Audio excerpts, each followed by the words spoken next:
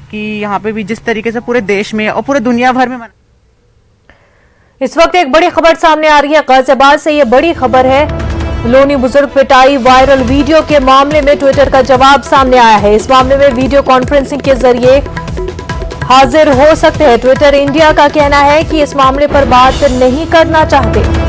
Ghaziabad police के notice में बदलाव का मुतालबा किया है। ट्विटर के जवाब से गाजियाबाद पुलिस मुतमईन नहीं है। गाजियाबाद पुलिस दूसरा नोटिस भेजने की तैयारी में है। आपको बता दें, लोनी से हमारे नुमाइंदे शंकर इस वक्त हमारे साथ जुड़ चुके हैं। शंकर, इस पूरे मामले को लेकर के ट्विटर का जवाब सामने आया है, पर वो इस पूरे मामले को लेकर बात नहीं करना चाहते हैं और ऑनलाइन ही इस पूरे मामले में हाजिर होना चाहते हैं। निश्चित तौर पर देखिए, जिस तरह से गाजियाबाद के लोनी में बुजुर्ग के साथ में पिटाई और पिटाई के साथ साथ जिस तरह से कई अन्य दूसरे मसले को भी लेकर एक माहौल बनाने की कोशिश की गई थी और बुजुर्ग के साथ में जिस तरह से मारपीट करने का मसला आया था सामने, तो इस मामले पर गाजियाबाद की पुलिस ने ट्विटर को एक नोटिस भेजा था और इस मामले में कई तरह के सवाल पूछे थे और उनका यह भी कहना था कि इस मामले में किस अधिकारी से पूछताछ की जा सकती है या बातचीत की जा सकती है।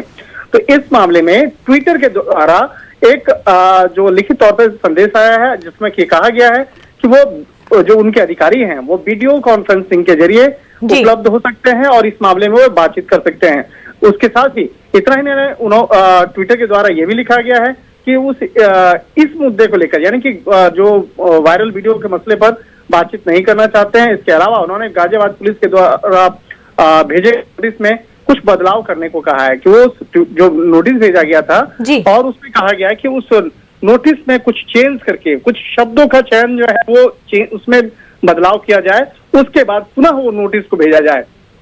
और गाजियाबाद पुलिस ट्विटर के इस रिप्लाई से संतुष्ट फिलहाल नहीं है, तो अब देखना होगा कि पुलिस के द्वारा दूसरा नोटिस कब भेजा जाएगा। तो इस मामले में जो हमारे पुलिस के सूत्र बताते हैं कि जल्दी इस मामले की गंभीरता को देखते हुए एक और नोटिस भेजा जाएगा और उसके बाद अलग अलग इस मामले में पूछताछ करने के लिए जो तैयारियां हैं बकायदा वो की जा रही हैं। और ट्विटर समेत 9 लोगों के खिलाफ गाजियाबाद द्वारा एफआईआर रजिस्टर किया गया था, जिस मामले में अभी इन्वेस्टिगेशन किया जा रहा है। बिल्कुल शंकर, बेहद शुक्रिया आपका। कोरोना वबा के दौरान बाहमी इमदाद और इन्हिसार का जज्बा मुस्तहकम हुआ है। मुल्क इस वबा से मुत्तहिद होकर मुकाबला कर रहा है। टीकाकारी के ऐलान के बाद हम बेहतर ताउन करें जिससे हम कोरोना को मात देने की जानिब कदम बढ़ा सके। नेटवर्क 18 इस मुहिम में हर कदम पर आपके साथ रहेगा। जब तक सभी महफूज नहीं होते तब तक कोई भी महफूज नहीं होगा। इसी सोच की बुनियाद पर हमारी मुहिम संजीवनी का मकसद ये यकीनी बनाना है कि वैक्सीन पाना सभी हिंदुस्तानियों का हक है।